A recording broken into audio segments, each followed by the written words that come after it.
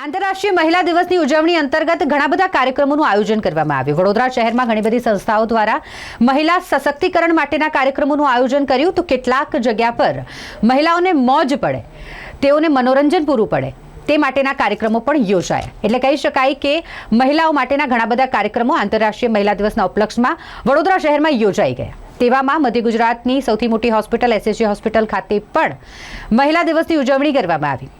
મહિલા દિવસની ઉજવણી અંતર્ગત અહીં કાર્યક્રમનું આયોજન કરવામાં આવ્યું હતું, જ્યાં મહિલાઓ માટે મનોરંજન, તેઓને મોજ પડે તે માટે ગરબાનું આયોજન, સાથે સાથે ગેટ ટુગેધરનું પણ આયોજન કરવામાં આવ્યું હતું। અહીં હોસ્પિટલમાં ચાલતા outsource man power agency Raj's enterprise Gandhinagar દ્વારા મહિલા દિવસની ઉજવણીનું આયોજન કરવામાં આવ્યું હતું। રજસ એન્ટરપ્રાઇઝ દ્વારા મહિલા દિવસની ઉજવણી અંતર્ગત ગરબા રાખવામાં આવ્યા હતા અને સાથે જ ગેટ ટુગેધરનું પણ આયોજન કરવામાં આવ્યું હતું। તમામ જે મહિલા કર્મચારીઓ છે તેઓ ઉપસ્થિત રહી હતી અને ખૂબ જ ઉત્સાહપૂર્વક તેમણે ગરબાની મોજ માણી હતી।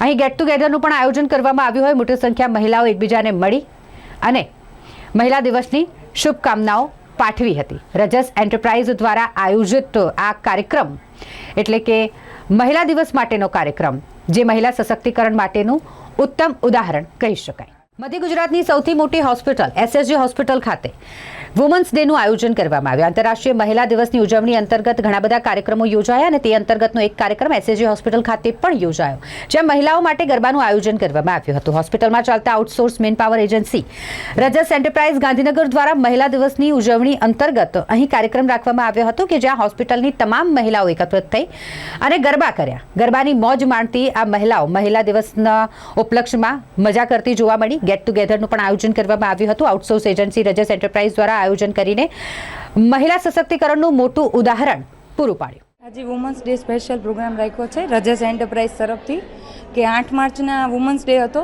પણ 10 માર્ચે આજે બધા આવી શકે, બધી ગર્લ્સ અને પોતાની રીતે કંઈ બી પોતાની આવડત કે જે એનામાં જે છે એબિલિટી એ બધી દર્શાવી શકે અને બધા સાથે મળીને ઉજવી શકે કે વુમન્સ એકલી ઇન્ડિપેન્ડન્ટ છે અને મેન્સની હારે છે અને પુરુષ સમોવડી છે કે બધું પોતાની રીતે બી કરીએ કે એટલે રજસ તરફથી કે વુમન્સને અચીવમેન્ટ માટે એમ કે બધા પોતાની રીતે આગળ વધે અને કંઈ બી વુમન્સ માટે અમે આગળ નવું કંઈ કરીએ કે એની માટે બધા ભેગા થઈએ।